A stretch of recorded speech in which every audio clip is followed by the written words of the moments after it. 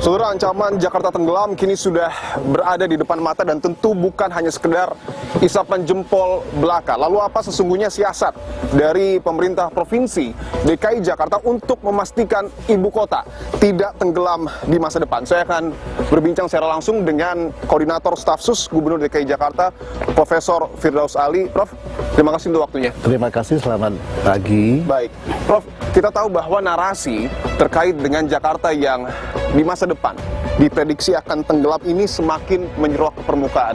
Apa siasat dan strategi dari Pemprov DKI Jakarta untuk memastikan bahwa ibu kota kita tidak tenggelam di masa depan?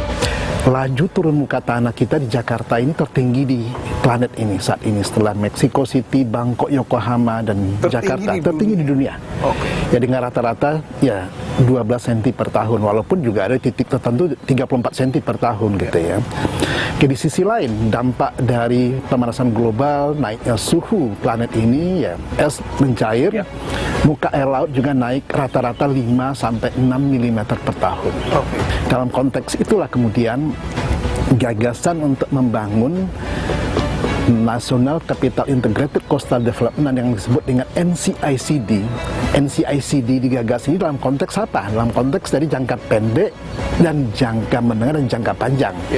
Terbagi atas dua fase sebetulnya. Fase pertama itu bagaimana menyelesaikan fase A, yang kita sebut dengan tanggul pesisir dan tanggul sungai di muara. Dan untuk tempat kita berdiri saat ini, Prof, ini tanggul pesisir yang tadi Prof sebutkan. Ya. Mungkin bisa dijelaskan, Prof, landscape ini akan seperti apa? Oke, ini kita sekarang berada di dekat Ancol ya. Dan ini baru saja kita selesaikan akhir tahun kemarin. Ini bagian dari fase A tanggul pantai. Saya ingin tanyakan bahwa sebelumnya, Prof Firdaus, narasi soal tidak hanya NCICD, tetapi juga Giant Seawall, ini menjadi pertanyaan di tengah publik. Saya ingin tanyakan, apakah ini yang disebut dengan Giant Seawall? Oh tidak, tanggul lepas pantai itu kita sebut dengan fase B dan C. Jadi itu yang kita sebut dengan Giant Seawall. Kalau ini bukan Giant Seawall. Ini bukan Giant Seawall ya? Ya, tapi adalah tanggul pantai pesisir bagian dari NCICD. Giant Seawall juga bagian dari NCICD. Oke, boleh kita lihat, Prof? Sekarang kita sengaja meninggikan jauh lebih tinggi dari tanggul-tanggul yang sudah kita bangun selama ini. Tujuannya buat apa?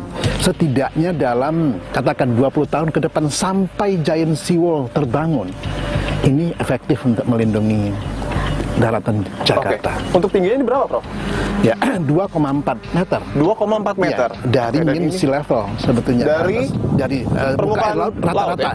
Untuk anggaran sendiri total selama pengerjaan ini? Tentunya anggarannya sangat besar sekali. Ya, kalau kita ingin menyelesaikan tanggul fase A ini semuanya, ya setidaknya kita butuh anggaran ya lebih dari 15 triliun. Lalu untuk Giant Seawall yang nantinya akan ada di ibu kota, posisinya di mana, Prof? Oke, jadi kalau kita tarik garis lurus dari Marina Ancol ini, kira-kira 9,6 km nanti dari sini ke 9,6 km, artinya di tengah laut? Di tengah laut, ya, dengan kedalaman rata-rata 16 sampai dengan 19 meter batimetrinya, minus di bawah gitu kan. Tanggul NCICD fase B dan C yang kita sebut dengan Giant Seawall, ya kira-kira panjangnya nanti kira-kira 42 km. Untuk di wilayah Jakarta? DKI dan plus sedikit Banten dan sedikit Bekasi. Ya, totalnya. Lebar di permukaannya 250 meter. Otomatis di bawah base-nya itu kira-kira hampir 750 meter. Jadi kita akan mendapatkan tambahan daratan baru di luar reklamasi yang akan kita selesaikan nanti. Di atasnya itu nanti akan ada spot kawasan pengembangan terpadu. Nanti akan ada MRT di sananya, akan ada LRT, akan ada highway, dan ada kemudian kawasan bisnis. Boleh kita ke sana, Pak ya? Saya akan tunjukkan, saudara, ini adalah tanggul pesisir ya, dan berbeda dengan Giant Seawall.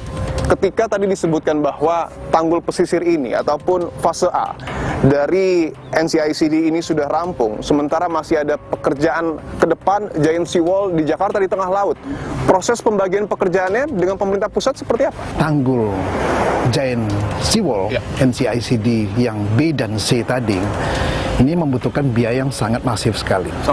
Ya, kenapa? Karena kita harus mereklamasi daerah yang di tengah laut kita akan mencarikan skema pembiayaan yang tidak tergantung dari APBD maupun APBN. Oke. Tetapi bukan berarti tidak ada APBD, APBN yang tetap ada, karena itu bentuk komitmen dari pemerintah baik pusat maupun daerah dalam rangka serius yang melindungi Jakarta, ya, dan perkiraan untuk wilayah DKI Jakarta sendiri itu ya sangat masif sekali. Setidaknya kita butuh 120 triliun. 120 triliun hanya untuk di Jakarta. DKI saja. Oke. Yang kemudian jadi pertanyaan juga bahwa ini semacam mimpi besar dari pemerintah kita untuk kemudian membangun giant seawall, katakanlah di sepanjang Pantura. Kalau tidak salah panjangnya bahkan hampir 500 km. Dan untuk di wilayah Jakarta sendiri pertanyaannya dimulainya kapan? Kita mengharapkan September tahun 2026 ini sudah kita mulai dengan membangun perkampungan nelayan modern terpadu. Akan ada tempat pelelang ikan, akan ada cold storage, akan ada hunian nelayan, dan akan ada dermaga untuk nelayan, dan juga ada sekolah untuk nelayan. Apakah kemudian ini sudah dapat dipastikan, bahasa sederhananya mungkin tidak ada kebocoran atau hal-hal lain yang kemudian bisa saja kembali mengakibatkan potensi ibu kota kita tenggelam? Kita ingin memastikan bahwa kota ini akan eksis katakan 5 abad, 10 abad ke depan. Ya, untuk itulah kemudian sistem proteksi yang kita bangun harus betul-betul paripurna. Ancaman yang pernah dikatakan Jakarta akan tenggelam itu bisa saja terjadi kalau kita tidak mengantisipasinya. Ini fakta.